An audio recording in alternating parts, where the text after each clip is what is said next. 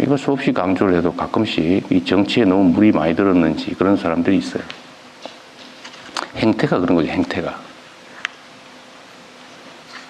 1분 전에 얘기한 거하고 1분 후에 얘기한 게 달라요. 그러면 됩니까, 사람이?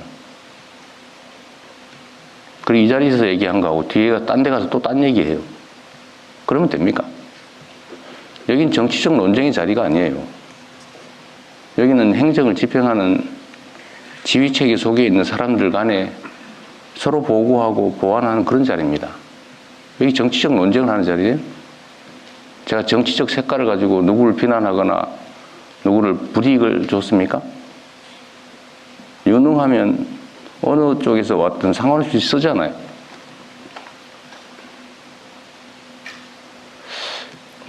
어쨌든 이것도 하나의 풍토의 문제죠. 특정 개인의 문제라고 하기는 어렵습니다. 그러나 분명한 것은 행정과 정치는 명확하게 구분된다. 이 자리는 행정을 하는 자리다. 그리고 여기는 지휘하고 명령하고 따르는 행정 영역이다.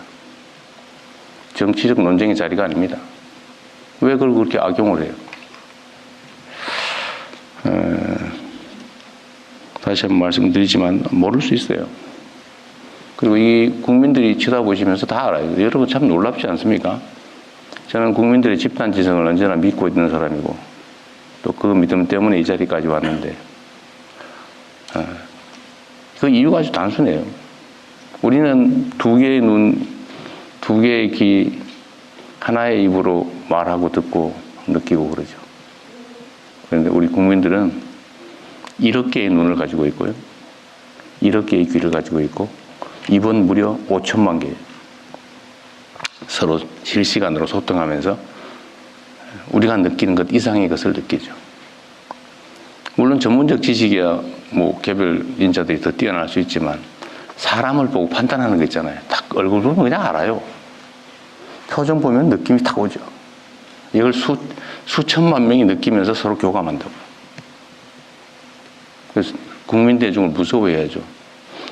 옛날처럼 특정 요즘은 재래식 언론이라고 그러던데 이 특정 언론들이 이렇게 스크린을 해가지고 보여주는 것만 보이던 시대가 있었죠. 그럴 때는 이 소위 게이트키핑 역할을 하면서 필요한 자기들에게 필요한 정보만 전달해주고 아닌 건 가리고 필요한 건 살짝 왜곡하고 이러면 국민들은 그것밖에 못 보니까 많이 휘둘리죠. 근데 지금은 안 그래요. 지금 실시간으로 다 보고 있지 않습니까? 아마 이 장면, 제가 말하는 이 장면도 최하 수십만 명이 직접 보게 될 겁니다. 시간이 지나면 수백만 명이 보겠죠. 보고 판단을 해요. 제가 이것도 하나의 예인데 저는 관세청에 질문을 해봤죠. 관세청이 외환 관리를 하니까 당연히 관세청이 책임을 지는 줄 알았더니 이 자리에서 관세청장이 그렇게 말했어요. 자기들이 실제 하는 게 아니라 그건 공안공사가 합니다. 그래요? 제가 믿을 수밖에 없죠. 원래 정확하게 얘기하면 지금 파악된 건 그런 거죠. 관세청이 하는 일이에요. 근데 관세청이 공안공사에 위탁을 했더라고요. MOU를 맺고. 또 그전에는 적당히 이렇게 했던 모양인데 작년도에 공식 협정을 맺었더라고요. 만불 이상 외화 반출 문제는 공안공사가 검색 대신한다. 이걸 내가 어디서 알았냐면 댓글 보고 알았어요.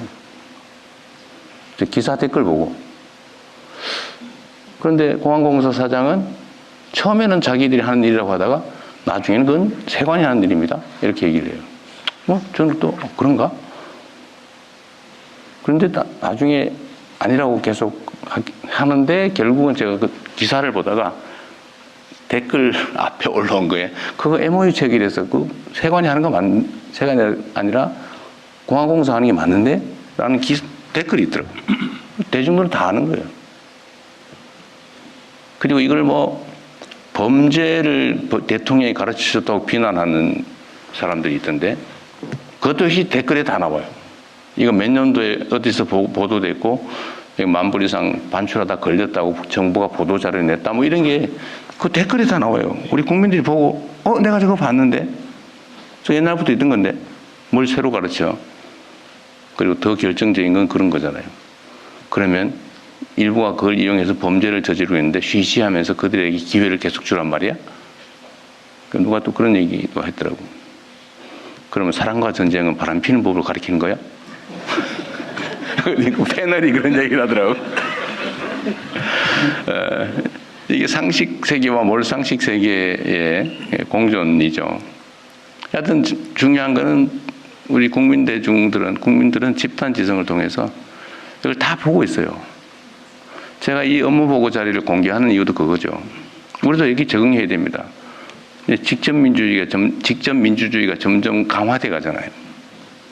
아마 전 세계에서 민주주의적 소양이 가장 뛰어난 사람이 저는 대한민국 국민들이라고 생각합니다.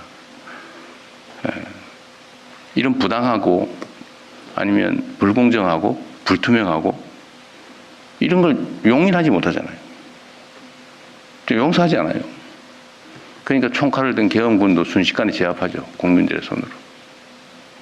그리고 우리의 일을 대신하는 공직자, 정치인들이 왜 우리의 뜻에 어긋나는 일을 하느냐고 말은 직접 잘 안 하지만 끊임없이 보고 판단하고 그리고 쌓아두고 있어요. 그리고 어느 순간에는 그 권력을 행사하죠. 국민을 우습게 보면 안 됩니다. 그래서 이 업무도 가급적 다 공개해야죠. 공개 행정의 원칙 있잖아요. 법에 있잖아요. 그런데 왜 공개하는 것을 그렇게 탐탁지 않게 여기는 사람들이 있습니까? 당연히 공개해야지. 그렇지 않습니까? 다시 원래로 돌아가서 스트레스 받지 말자. 그리고 이건 일종의 기회일 수 있어요. 자기 하고 싶은 얘기도 좀 하고. 공직사회라고 하는 게 제가 제일 아쉬운 게 그런 거예요. 쉽지 않지만. 말하라면 절대 안 해요. 근데 여기는 의외로 말을 하는 분들이 꽤 있더라고요. 그거 되게 좋은 일이죠. 이게 상명하복이 워낙 익숙하다 보니까 무슨 회의 때 되면 절대 말을 안 하는 게 무슨 미덕처럼 그렇게 돼 있던데 그렇지 않았으면 좋겠어요. 상사들은 담당자보다는 훨씬 몰라요, 원래. 자유롭게 얘기해야죠. 그리고 좋은 제안이 있으면 또 하고. 그리고 마지막으로 하여튼 우리 여러분의 손에 대한민국의 운명이 달려 있습니다. 지금은 또 특히 그런 시기죠. 전 세계가 격변하고 있잖아요. 정말 격동의 시대입니다. 그리고 그 사회를 이끌어가는 건 결국은 뭐 돈을 버는 거, 기술 개발하는 건 기업들이 하겠지만 그러나 방향을 정하고 그들이 행동할 수 있는 틀을 만들고 그들을 이끌어가는 것은 여전히 공직자들이에요. 그 중에서 그 행정공무원들이죠. 그리고 국민의 권력이 대통령만 가지고 있는 건 아니죠. 대통령의 권력은 대개 다 위임돼 있어요. 제가 직접 하는 게 뭐 있습니까? 다 여러분을 통해서. 또 여러분도 마찬가지예요. 직접 합니까? 뭐 일부는 하겠죠. 그러나 대부분은 또 과장들한테 또 위임돼 있죠. 과장들은 또 실무자들에게. 온 공무원 100만 명 이상이 국민의 일을 대신하고 있는 거예요. 그리고 거기에 국가의 운명이 달려있다. 여러분들이 얼마나 귀한 존재인지를 스스로 자각할 뿐만 아니라 자긍심을 느끼십시오. 여러분은 거의 어떻게 보면 신의 역할을 하는 사람이기도 해요. 여러분이 어떻게 하냐에 따라서 누군가 죽고 누군가 삽니다. 죽을 사람이 살 수가 있죠. 자살자가 15,000명, 산업재해 사망자가 1,000몇백 명.